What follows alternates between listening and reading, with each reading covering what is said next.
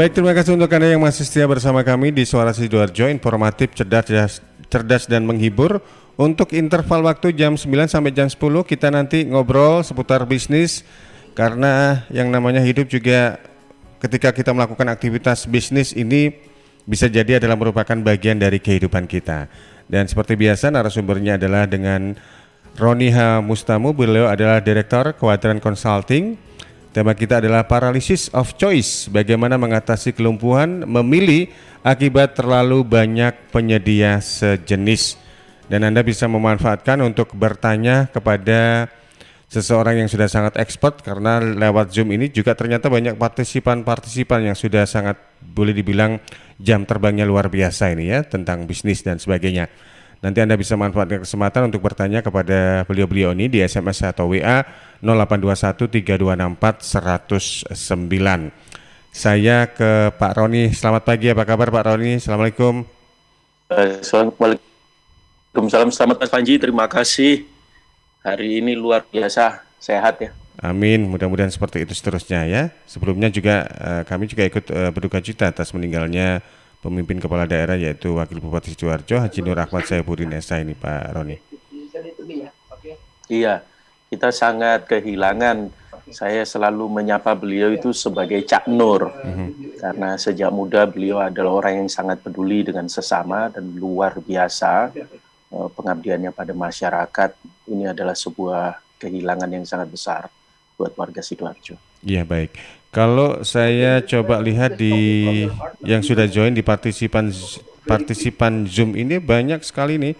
Ada Pak Jaya, ada Pak Austin Sitorus, kemudian ada Pak Rudolfo Balmater atau Pak Rudi, kemudian ada Christina Ariani, kemudian ada Daniel Nugraha, ada Fiona Limanuel, ada Jesse Ivan, ada Kwan William Kurniawan, ada Marcella Erna, ada siapa lagi nih, beberapa nama yang juga sudah bergabung ini ya. Terima kasih untuk kesempatannya.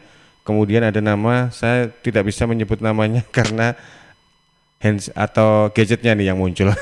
titik-titik A20. Baik, Pak Roni, terkait dengan tema kita Paralysis of Choice, bagaimana mengatasi kelumpuhan memilih akibat terlalu banyaknya penyedia sejenis. Silakan Pak Roni. Iya, terima kasih Pak Panji. Mas Panji, sebelumnya perkenankan saya itu menyapa. Ini ada senior saya yang mungkin nanti saya berharap beliau bersedia untuk menyampaikan komentar, Pak Rudi Balmater. Selamat pagi, Pak Rudi. Beliau adalah mentor saya juga, komisaris independen sebuah perusahaan yang sangat besar, internasional, dan di beberapa perusahaan TBK yang lain.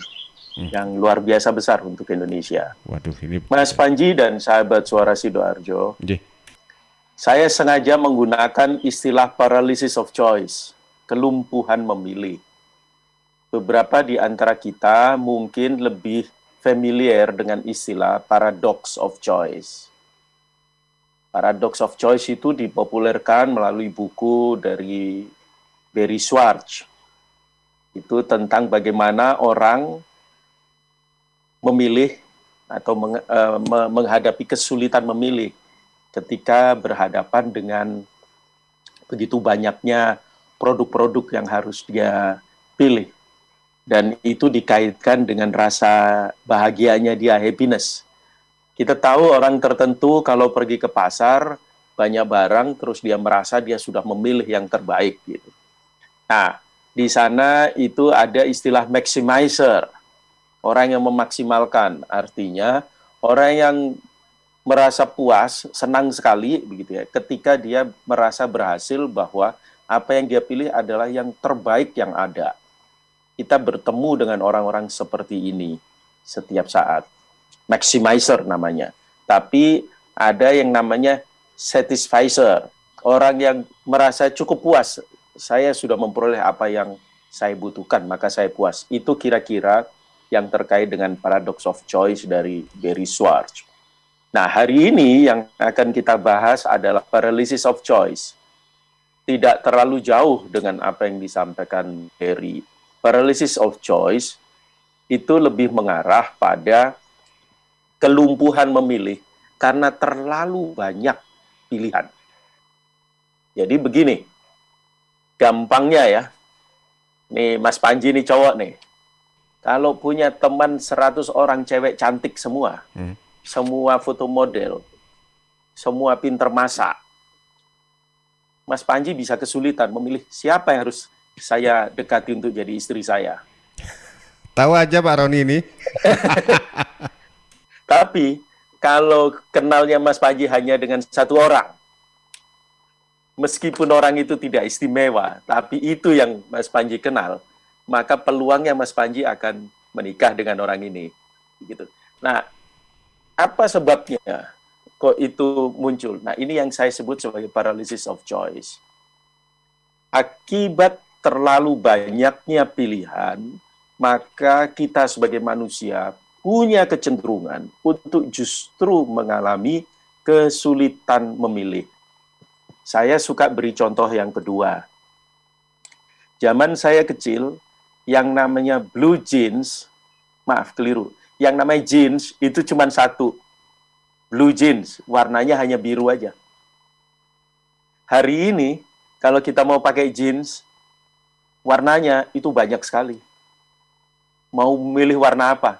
Bahkan warna biru pun ada banyak pilihan. Sehingga kalau kita mau membeli jeans hari ini, kita mesti siap-siap.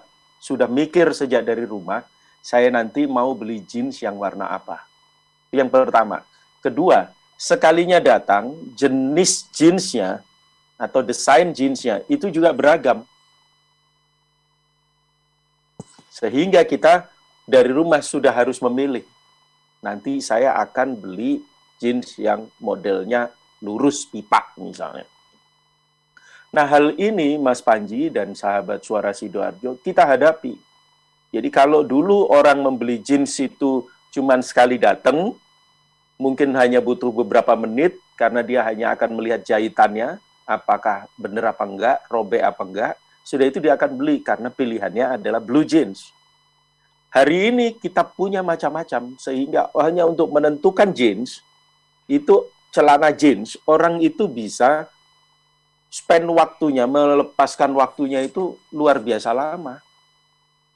Semakin lama dia ada di sana, berarti paralysis of choice sedang terjadi. Dia bingung itu sebetulnya. Nah, itu yang saya angkat hari ini supaya jadi bahasan kita. Kalau ditanya, kenapa memilih itu? Karena hari ini, akibat pandemi COVID, proses berbisnis melalui teknologi internet digital, itu tiba-tiba kita adopsi dengan sangat cepat. Kalau dulu pilihannya hanya beberapa, sekarang semua orang jualan makanan, termasuk tetangga kita. Kalau kita mau beli bakso aja, pilihannya sekarang luar biasa banyaknya, sehingga kita nggak ngerti harus mana. Orang tertentu sih, bisa saja dia dalam tanda kutip sedikit ngawur, dia urut saja yang pertama hari ini yang dilihat duluan, besok yang nomor 2 dan seterusnya begitu.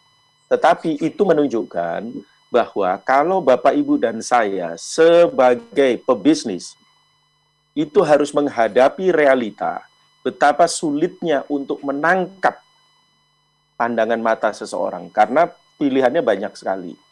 Maka harus ada yang namanya eye catching, mudah dilihat.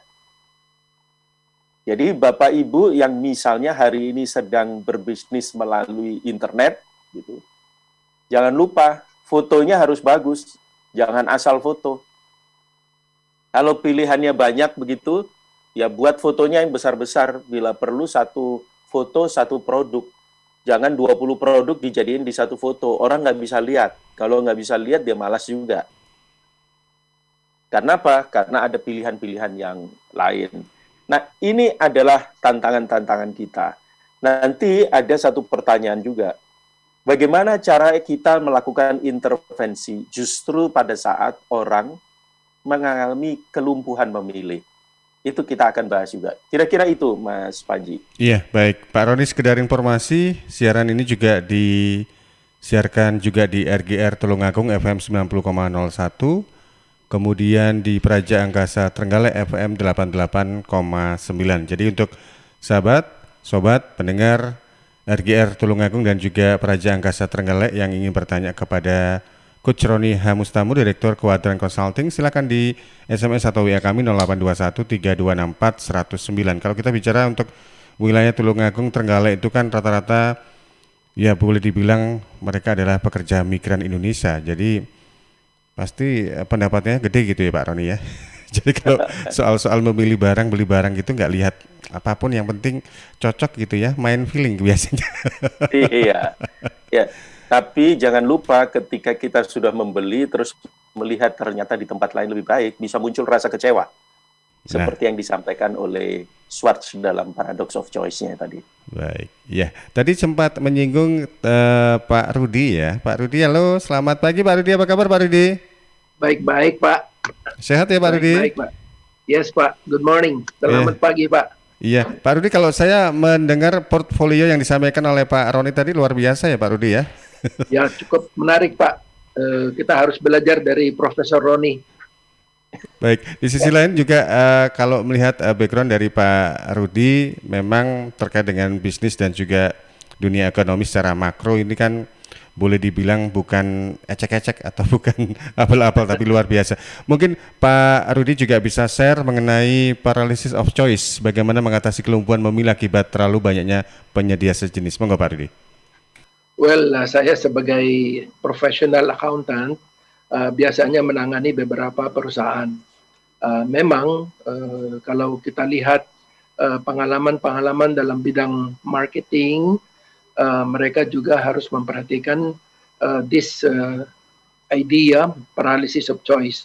Bagaimana kita menarik para konsumen untuk menjadi regular choice for our products.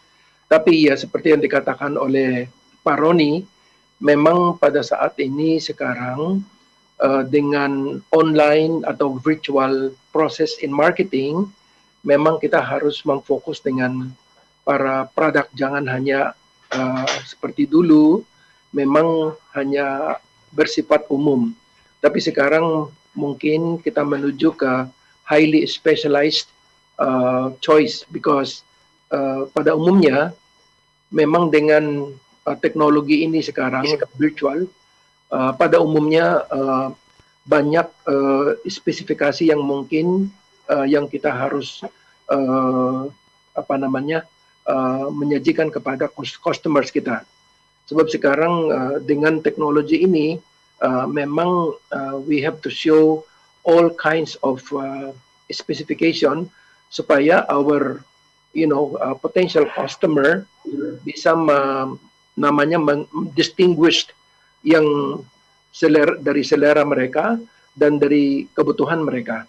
So I agree with I call it Professor Roni, bahwa we have to be watchful mengenai cara how do we really display, how really kita position our products. So today it's very saya dari kacamata saya, our customers today is becoming more intelligent and becoming more sensitive and choosy. So dengan karakteristik ini memang we have to be very very focused on apa yang kita harus sajikan kepada para consumers kita. So sebenarnya ini salah satu area yang mungkin saya bisa share dengan tema Profesor Roni on the paralysis of choice. Ya, baik. Pak Rudi, satu pertanyaan lagi Pak Rudi. Ini kalau saya kadang-kadang kan juga belanja online begitu ya. Ada beberapa marketplace yang memang sudah menyediakan fitur sortir. Jadi ketika ada pilihan saya membeli satu produk, contoh gadget, HP begitu ya. Di situ muncul kan ketika kita mengetik satu produk merek tertentu, terus di situ ada fitur sortir. Bisa dipilih nih mulai dari harga yang paling murah dengan harga yang paling rendah. Kira-kira terkait dengan harga more cheap or more expensive itu kira-kira masih relevan nggak untuk kondisi sekarang ini Pak Rudi? Sebenarnya pada saat ini sekarang memang price is also an important element, paling penting juga, because sekarang kan dengan masalah likuiditas, bukan hanya consumer, juga daripada perusahaan, we have to be very sensitive on pricing.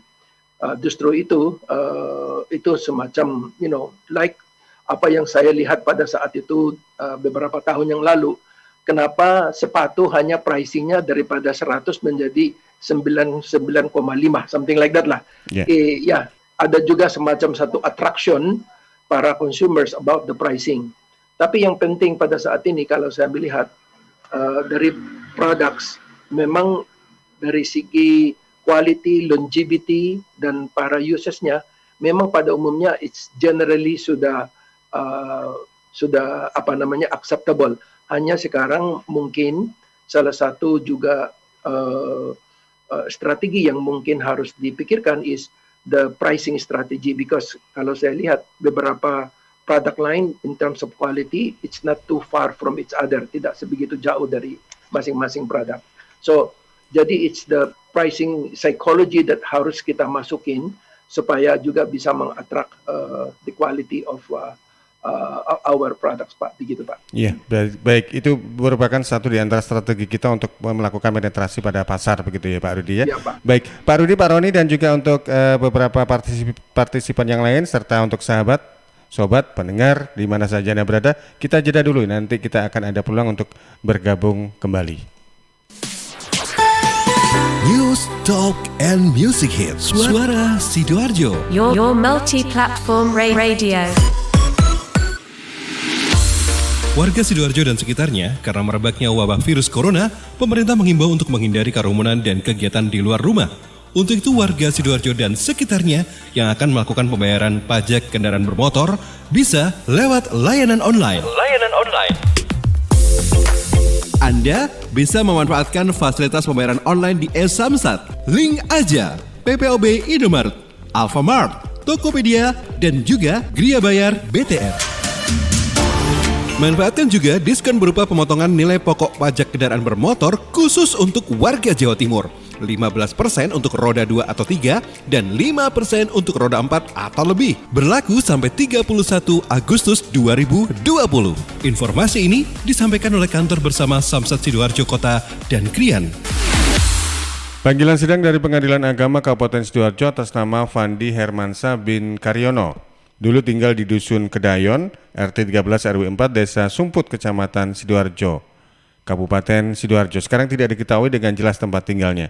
Kepada saudara Fandi Hermansyah bin Karyono, dimohon hadir di persidangan Pengadilan Agama Sidoarjo, Jalan Hasanuddin nomor 90 Sidoarjo, pada Selasa besok 25 Agustus 2020 jam 9 pagi. Panggilan sidang ini dari Pengadilan Agama Kabupaten Sidoarjo. Saya yakin sebetulnya semua ibu ingin memberikan ASI eksklusif untuk buah hatinya. Saat kita menyusui si bayi itu ya, rasanya kita ini adalah ibu sejati. Namun kadang banyak ibu yang tidak percaya diri untuk menyusui karena mungkin ASInya sedikit dan keluarnya tidak lancar. Supaya ASI ibu lancar dan berlimpah, bisa minum ASI Fit. Adalah suplemen yang terbuat dari herbal, yaitu ekstrak dari daun katuk. Daun katuk sudah secara turun-temurun digunakan oleh orang-orang tua kita dulu untuk melancarkan ASI dan membantu agar ASI jadi banyak dan berlimpah. Anda yang minum ASI Fit bisa memberikan ASI eksklusif dengan penuh percaya diri. Kelebihan lain dari ASI Fit adalah mengandung vitamin B kompleks yang membuat ibu selalu bugar. Biasanya kalau kita punya bayi tuh sering begadang kan?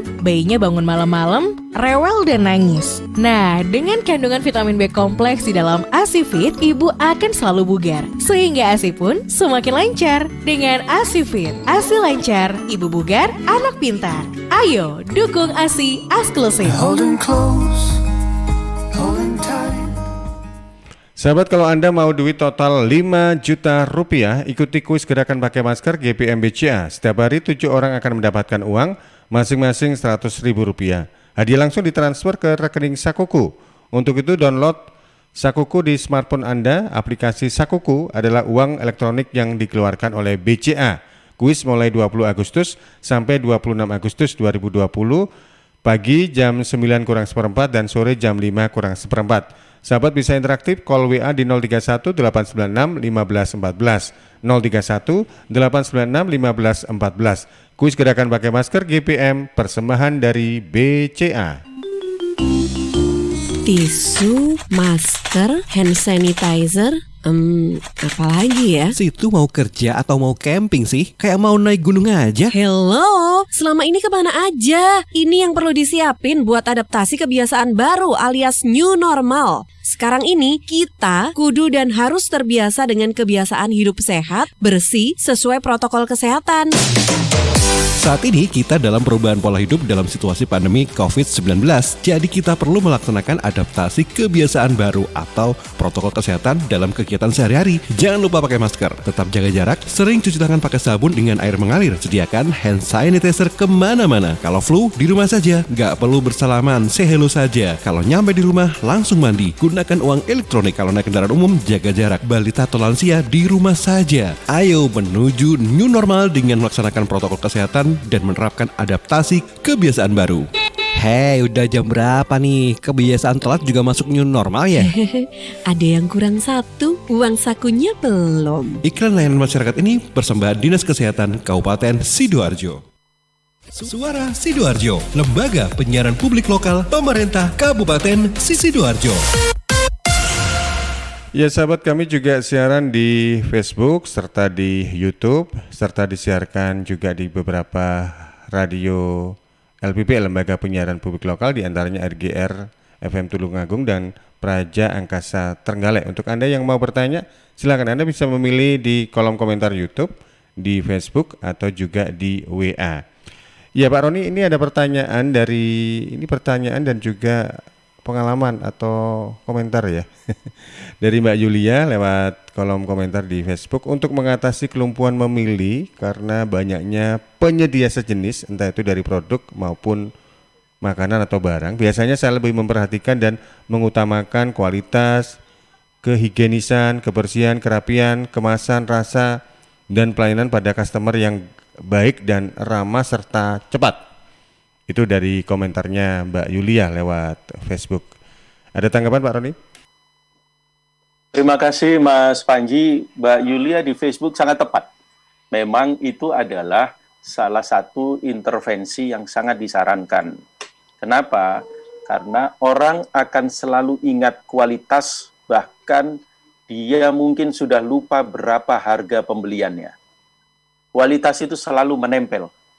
Maka ketika kita mempunyai produk yang berkualitas, meskipun pada saat pertama membeli orang merasa berat, tetapi seiring dengan penggunaan produk itu, orang akan merasa bahwa ini bagus. Sehingga dia akan merasa bahagia, dia senang. Ketika dia senang, dia bahkan sudah lupa berapa harganya. Kalau bertemu orang, malah ada potensi dia akan merekomendasi orang lain. Jangan pakai sepatu merek itu, cepat rusak. Pakai sepatu merek seperti yang saya pakai. Harganya terjangkau, awet, dan tetap bagus. Dan seterusnya. Hal-hal yang seperti itu. Kalau makanan juga demikian. Jadi memang ada 3 elemen ya. Kualitas, harga, dan delivery. Delivery itu macam-macam. Termasuk pengirimannya, penyajiannya, itu semua adalah masuk dalam kategori delivery. Kualitas kalau bagus, berapapun harganya, bahkan orang harus antri pun kalau delivery-nya nggak bisa cepat, orang mau. Karenanya ada yang namanya produk inden. Mas Panji dan teman-teman semua mungkin pernah melakukan yang namanya membeli tapi inden. Gitu. Kenapa kita membeli inden? Itu karena ada kualitas. Jadi Mbak Yulia betul, terima kasih luar biasa, memang sangat tepat. Salah satu intervensi adalah bergeraklah untuk menjaga kualitas, tingkatkan kualitas sebaik mungkin. Nah, kualitas itu ada 2, kualitas produknya dan kualitas layanannya. Kualitas produk itu tadi seperti yang disebut, termasuk rasanya, bahan bakunya yang menyangkut rasa kalau makanan, higienitasnya, kemasannya. Jangan lupa, sebagian dari pembeli itu mereka membelinya dengan mata. Jadi karena mereka melihat terus kayaknya menarik nih. Gitu. Karena itu kemasan menjadi sangat penting juga. Nah yang kedua adalah kualitas layanan. Tolong diperhatikan staf-staf kita yang di deretan paling depan. Kalau misalnya di mall begitu ada banyak SPG, itu penting. Kedua, jangan dilupakan kasir juga sangat penting. kasir juga harus ramah, tepat melayaninya. Dua ini kira-kira. Terima kasih Pak Mas Panji. Iya. Mbak Yulia tadi sudah sangat tepat. Baik, saya ke redaksi dulu Pak Roni. Iya, silakan. Ada pertanyaan yang juga sudah ditampung di redaksi. Karin? Iya, ini ada pertanyaan satu yang masuk di WhatsApp redaksi dari Mbak Sherly di Sidoarjo. Apakah jika kita memilih mengambil strategi kembali ke zaman dulu itu lebih efisien? Soalnya kalau diamati ini tren yang ada di Indonesia, entah itu makanan, pakaian, kembali kepada tren masa lalu. Atau lebih baik kita memilih strategi baru tapi memadukannya dengan inovasi di zaman lama. Iya, baik. Itu Mbak Sherly tadi nggak menyontohkan tren zaman dulu apa ya kali ini? Enggak ya? Oke, baik. Saya agak confused di tren zaman dulu. Apanya berarti? Mungkin Pak Roni bisa menangkap ini. Apanya? Iya. Apakah dari sisi produknya atau mungkin penetrasi pasar, marketingnya juga kita seolah-olah itu inner circle atau berputar begitu Pak Roni? Terima kasih Mas Panji, Mbak Sherly dari Sidoarjo. Terima kasih, itu pertanyaan yang luar biasa dan bagus sekali. Jadi begini, ada yang namanya tren. Setiap zaman itu menghadirkan sesuatu yang berbeda. Nah, berbeda itu apa konteksnya? Misalnya saat ini kita selalu bicara tentang teknologi digital. Jadi seakan-akan apapun yang terkait dengan kehidupan kita, kalau kita tempelkan ke isu teknologi digital, itu akan lebih mudah ditangkap. Tetapi secara umum, kalau kita bicara tentang model, itu relatif hanya sirkuler sebetulnya, berputar aja. Jadi dulu orang kurus dianggap keren, terus lama-lama orang gendut dianggap keren, terus kalau laki-laki six pack dianggap keren, nanti akan balik lagi itu berputar. Pakaian juga demikian, tetapi yang membedakan adalah teknologinya jadi beda. Jadi kalau misalnya memelihara badan, orang sekarang ke fitness center. Kalau dulu kan enggak. Ya, hal yang seperti ini. Sama dulu ibu-ibu itu ada di rumah. Hari ini ibu-ibu juga banyak di rumah. Tetapi hari ini ibu-ibu di rumah itu menghasilkan uang loh. Kenapa? Karena mereka melakukan aktivitas-aktivitas yang dikaitkan dengan teknologi digital. Jadi betul. Kalau ditanya, apakah kembali ke zaman dulu lebih efisien? Sebetulnya bukan itu pilihannya. Pilihannya adalah di tengah banyaknya pihak yang menyediakan produk, barang, atau jasa yang sejenis, yang paling penting pertama, kalau belum kenal apa-apa, itu yang namanya eye-catching, mudah dilihat. Nah, yang mudah dilihat itu artinya apa? Harus beda. Bedanya apa? Apa saja yang kemudian bisa dianggap sebagai pijakan untuk kita mengatakan ini berbeda. Contohnya sederhana, speaker. Jadi di rumah itu zaman saya kecil speaker itu kan ada gede-gede gitu, kotak-kotak. Kalau ada speaker yang bentuknya bundar, itu orang senang, kayak bola nih, keren gitu ya. Orang pada beli, karena apa? Karena beda. Jadi yang pertama adalah beda, supaya mudah dibedakan. Ketika semua pakai baju putih, terus Anda sendirian yang pakai baju hitam, maka akan mudah untuk dilihat, itu baju hitam. Mudah dikenali. Sehingga peluang kita untuk terpilih itu meningkat. Tetapi mohon dipahami bahwa eye-catching tadi, perbedaan tadi, itu harus disupport, didukung oleh kualitas yang baik. Karena kita kan baru sampai pada tahap 1, dilihat orang, diambil. Katakanlah kemudian dibeli. Tapi ketika isinya jelek, orang nggak suka. Dan itu kita harus hati-hati. Jadi, satu adalah berbeda. Nah, yang kedua, di dalam berbeda itu, Bapak Ibu sekalian, yang perlu kita pahami juga adalah kita tidak boleh sekedar berbeda, tapi menghadirkan perbedaan yang bermakna. Contoh, produk-produk dari RRT. Dulu selalu dianggap bahwa produk itu jelek. Sampai hari ini masih sangat besar pandangan bahwa produk RRT itu jelek. Kenapa? Kesannya produk itu baru dibeli, dibungkus, dibawa pulang, sampai di rumah dibuka sudah rusak. Tetapi produk RRT punya satu kelebihan.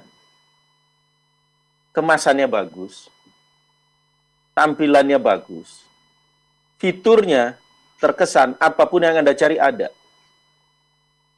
Nah, ketika orang sudah mulai melirik dan dia memperbaiki dari dalam, hari ini sangat banyak sekali contoh handphone dari RRT yang ada di pasar Indonesia. Sama seperti dulu yang dari Korea. Dulu orang lihat, aduh ngapain beli handphone ini, beli handphone yang dari Jepang aja, atau yang dari Amerika. Gitu. Tapi kemudian orang membeli handphone yang dari Jepang. Karena sekarang, apapun yang bisa dicolokkan ke listrik, itu ada satu produk Jepang yang brandnya itu selalu ada. Apapun, mulai dari kulkas, kipas angin, AC, sampai ke handphone. Jadi ini Bapak Ibu sekalian yang mesti kita lihat. Jadi balik tadi ke Bu Shirley, jadi munculkanlah perbedaan yang bermakna di hadapan konsumen. Jadi kalau kita melakukan kombinasi antara yang zaman dulu dan saat ini dengan memadukan teknologi, itu menurut saya sangat bagus. Itu salah satu pilihan. Bahkan nama ya, kita lihat namanya gitu kan, kafe jadul. Kelihatannya jadul, tapi jadul itu kan alat-alatnya. Jangan lupa di Bandung itu ada toko yang menjual hanya produk-produk masa lalu. Tapi baru. Jadi permen zaman saya kecil-kecil yang sekarang sudah nggak ada itu entah gimana caranya dia bisa jual itu. Terus alat-alat minuman, gelas segala macam yang lucu-lucu yang kesannya nggak ada. Nah itu orang datang dan rame banget. Di sini sekarang banyak sekali kafe, restoran yang pakai istilah-istilah yang zaman dulu begitu. Tetapi silakan masuk. Teknologinya baru, betul, luar biasa, modern. Kenapa? Karena di tengah brand yang asing nempel, terus tiba-tiba Anda lihat ada tulisan kopi jagongan. Kan penasaran, ada apa nih jagongan gitu. Masuk begitu, Anda lihat tapi di dalamnya luar biasa perbedaan sajiannya. Kira-kira itu. Terima kasih. Jadi Mbak Shirley itu benar. Padukanlah dengan teknologi terbaru supaya sesuai dengan konteks saat ini. Terima kasih Mas Panji. Baik, sahabat, tema kita adalah paralysis of choice di program komunikasi bisnis, bagaimana mengatasi kelumpuhan akibat terlalu banyaknya penyedia sejenis. Masih bersama Roni Hamustamu, beliau adalah Direktur Kuadran Consulting. Saya juga ingin menyapa sahabat-sahabat di Radio Suara Giri Menang 99,40 Gerung, Nusa Tenggara Barat. Kalau sekarang berarti sudah siang ya, selisih 1 jam, jam 10:43. Iya, ya Pak Roni? Mas Panji, ada di sini pelaku nih, Bu Christina Aryani nih, perlu ditanya juga tuh. Iya. Ini perlu diperpanjang pelaku bisnis Pak Roni ya. Kenapa? Takutnya nanti pelaku yang lain lagi. Iya, pelaku bisnis ya. Oke. Baik Bu. Pemula, Pak. Iya. Baik Bu Christina, mungkin bisa share pengalaman dan menjadi inspirasi. Aduh, pemula untuk Pak. kita Sungkan semua. saya. Pemula, tapi ya puji Tuhan kemarin dapat telepon dari Indosiar.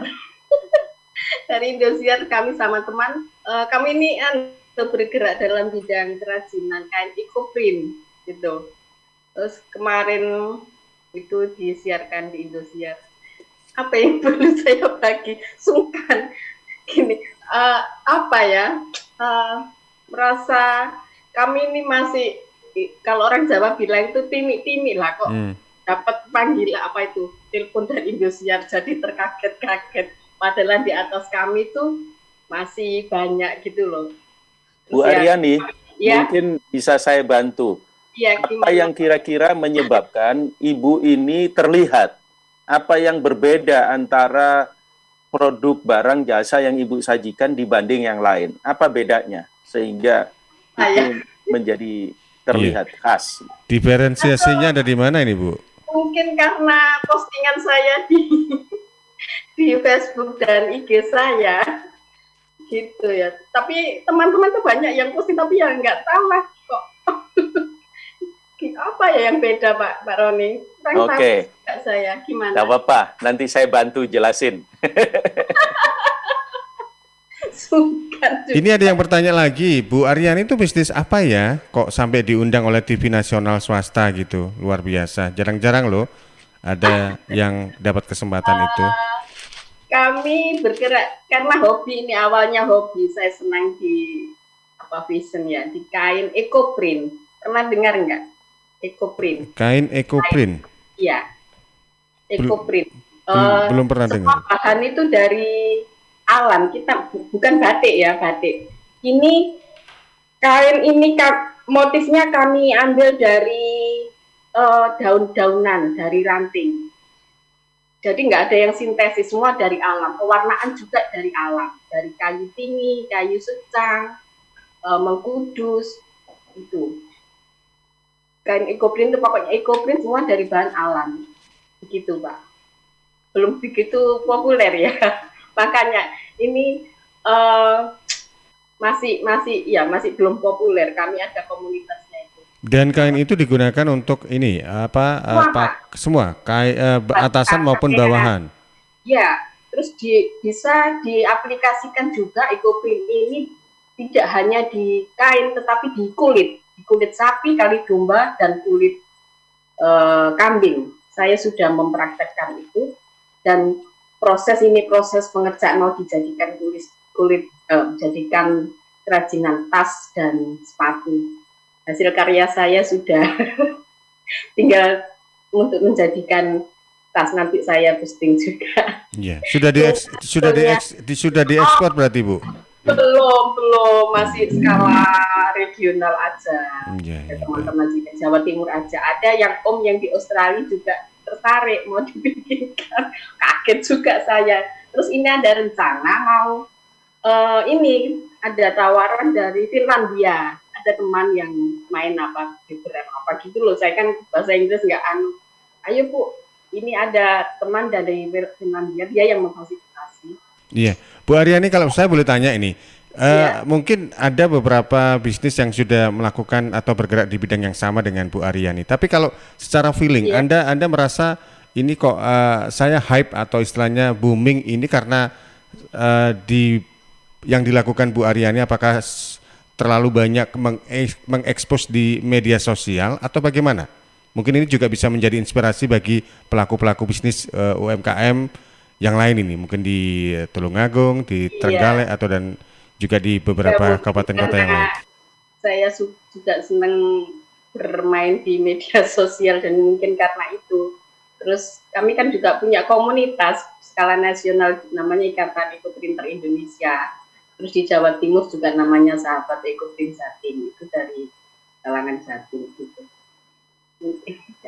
Ada banyak, mungkin ya karena mungkin Bapak belum ada berapa kami punya anggota, kami masuk grup itu ada 100-an orang gitu. Ada yang di atas kami tuh juga gini, terus kok sama kami ini digandeng, ada teman yang kurang pede, sama-sama kurang pede, saya itu juga kurang pede gitu loh, saling melengkapi. Ada teman yang dari Jombang ini, terus saya diajak, ayo Mbak dampingin, saya nggak bisa, kurang pede, ayo sama-sama melengkapi. Gitu. Terus ya teman-teman di grup itu juga terkaget-kaget. Itu ya saya nggak nganu ya. Mungkin kami dipandang sebelah mata, tapi kami punya keyakinan gitu. Tapi nanti kalau ada yang join boleh ya Bu? Di antara teman.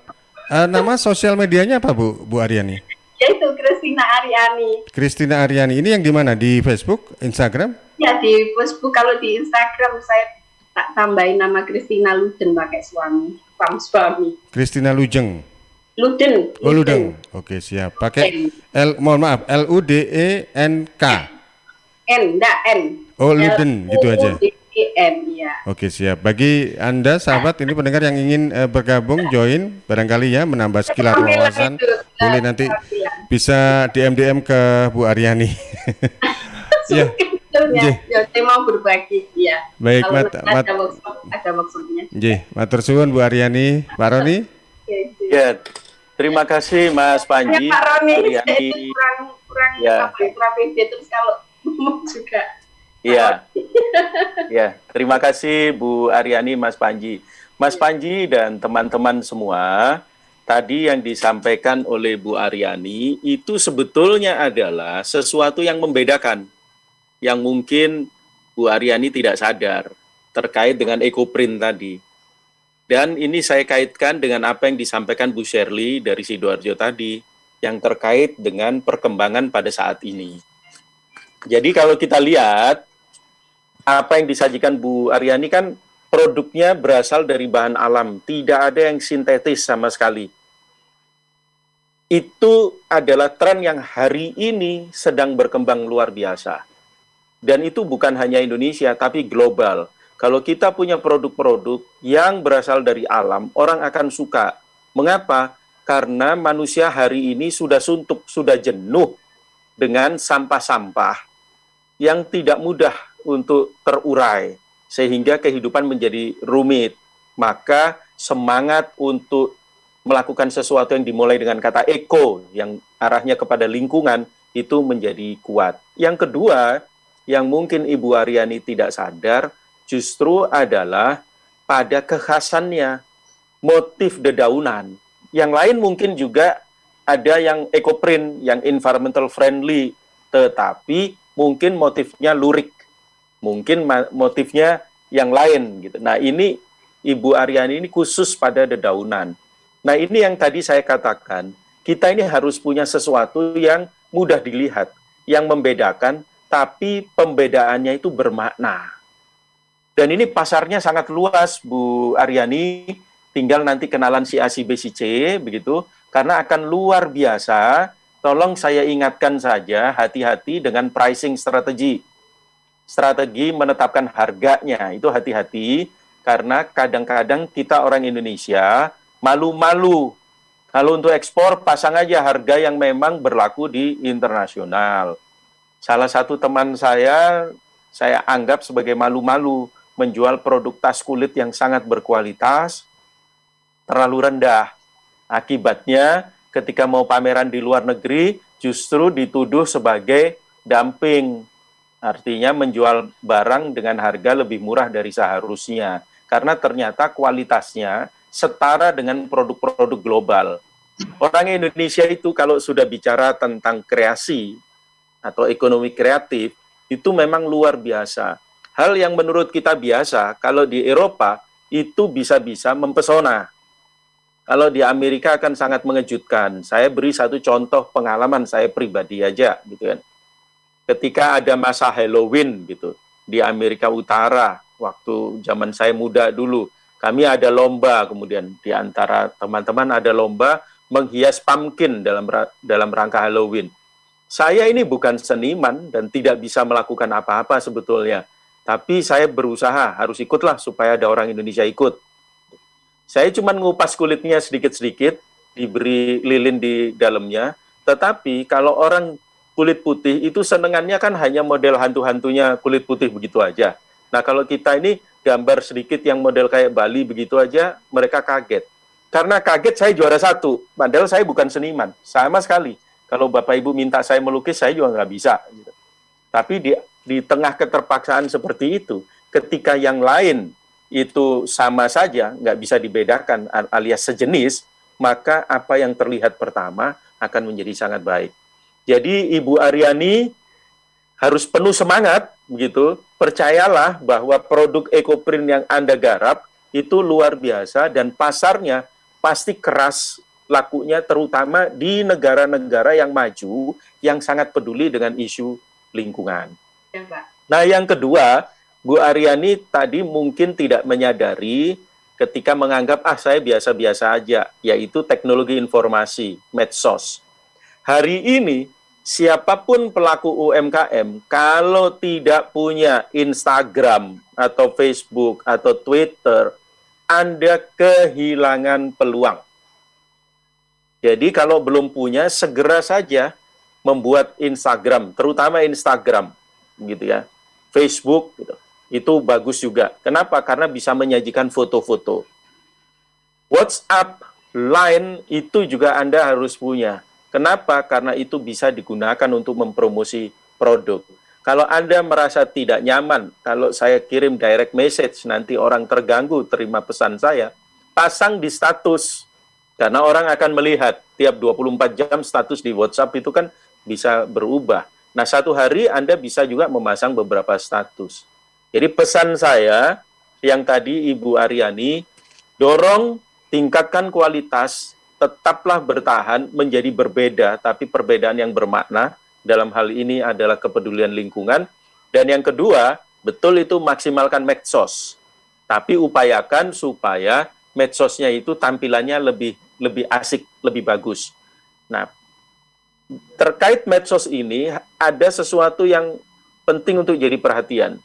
Barangkali ke depan, Ibu Aryani harus membuka satu lagi Instagramnya. Bukan lagi yang tadi dengan Christina Luden, gitu. Harus ada lagi satu. Kenapa? Karena kalau urusan bisnis sebaiknya tidak dicampur dengan urusan pribadi, pertemanan sehari-hari, ada reuni terus masuk di situ, karena berpotensi mengganggu. Jadi ada dua. Nanti yang bisnis ini bisa selalu di-link dengan yang sehari-hari, tapi yang sehari-hari ini tidak harus muncul di bisnis, sehingga orang melihatnya menjadi sangat fokus. Kira-kira itu, Mas Panji, merespon yang disampaikan oleh Bu Aryani tadi. Iya. Oh iya, Pak. Jadi Saya potong sebentar. Di IG saya ada khusus untuk koleksi, tapi belum saya masukkan semua. Namanya itu Mama Kris mungkin. Nanti saya lihat aja. Produk EcoPrint saya, belum semuanya saya foto. Terus sayangnya kemarin produk EcoPrint saya tuh belum sempat saya dokumentasikan, banyak yang terjual. Saya nggak menyangka-nyangka juga, Pak, dari pendidikan kemarin, Departemen Pendidikan Jawa Timur. Saya kan ikut pameran juga, nunut gitu. Per lembar itu kemarin sampai dihargai 600, 750, saya juga ya udah. Dari kain yang sederhana itu. Iya, baik. Terima kasih, Bu Aryani, terima kasih untuk share berbagi pengalaman. Baik, Pak Roni, terakhir, paralysis of choice, bagaimana mengatasi kelumpuhan memilih akibat terlalu banyaknya penyedia jenis? Ada message atau pesan yang ini Anda sampaikan kepada kita semua nih, Pak Roni. Mas Panji, saya ingin mengingatkan pada semua teman bahwa Indonesia ini kaya raya. Demikian kayanya sampai kita melihat kekayaan itu adalah sesuatu yang biasa-biasa saja. Teman-teman di Trenggalek, Tulungagung misalnya, di sana ada produk-produk lokal yang luar biasa kualitasnya. Yang saya tahu terutama yang terkait dengan agrobisnis. Persoalannya adalah betulkah orang selain Trenggalek dan Tulungagung tahu? Demikian pula di Gresik. Apakah selain Bandeng tidak ada hal yang lain lagi, begitu. Nah, ini yang mesti kita gali, kita munculkan, dan kita hadirkan dalam model yang berbeda dengan yang lain. Bila perlu, kalau dulu ada istilah new bla bla bla bla, begitu ya, ditambahi kata begitu juga boleh, supaya terlihat. Atau sekarang orang menggunakan istilah-istilah masa lalu, jadul, begitu, dan seterusnya, sehingga orang bisa melihat. Kedua, jangan lupa, pasar Indonesia ini sangat besar. Itu potensi yang bisa didorong. Dengan adanya teknologi informasi, sekarang kita lewat marketplace saja bisa melakukannya. Tapi pasar yang di luar Indonesia itu jauh lebih besar. Jadi kalau kita bisa mengakses ke sana akan sangat baik. Jangan lupa untuk selalu berkoordinasi, konsultasi dengan dinas-dinas yang ada di pemerintahan. Karena mereka itu punya jasa sebetulnya. Setahu saya free of charge, tidak dipungut biaya. Kita konsultasi, tanya apa yang bisa saya lakukan, bagaimana caranya supaya bisa ekspor. Pemerintah akan senang kalau para pelaku usaha itu bahkan bisa ekspor. Nah, hal yang seperti ini, Mas Panji, yang perlu kita dorong, jangan sampai kita tidak pernah menyadari bahwa apa yang ada di sekitar kita ini begitu hebatnya, karena kita menganggapnya biasa-biasa saja. Kenapa biasa-biasa saja? Karena sudah terjadi paralisis, kelumpuhan di antara kita. Karena melihatnya sama. Itu kira-kira Mas Panji. Ya, barangkali bisa dikatakan biasa-biasa saja bagi kita, tapi orang lain menganggapnya itu luar biasa. Baik, Pak Roni dan juga untuk partisipan yang lain, serta sahabat-sobat pendengar di beberapa radio, diantaranya Radio RGR Tulungagung, kemudian Praja Angkasa Trenggalek, dan Radio Suara Giri Menang, Ngeru, Nusa Tenggara Barat, juga terima kasih untuk kesempatannya.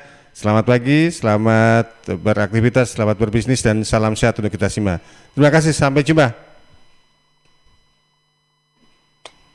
Ya baik sahabat, demikian tadi Anda sudah mengikuti komunikasi bisnis Paralysis of Choice, bagaimana mengatasi kelumpuhan memilih akibat terlalu banyaknya penyedia sejenis, bersama narasumber Roni Hamustamu, Direktur Quadrant Consulting. Suara Sidoarjo, lembaga penyiaran publik lokal pemerintah Kabupaten Sidoarjo.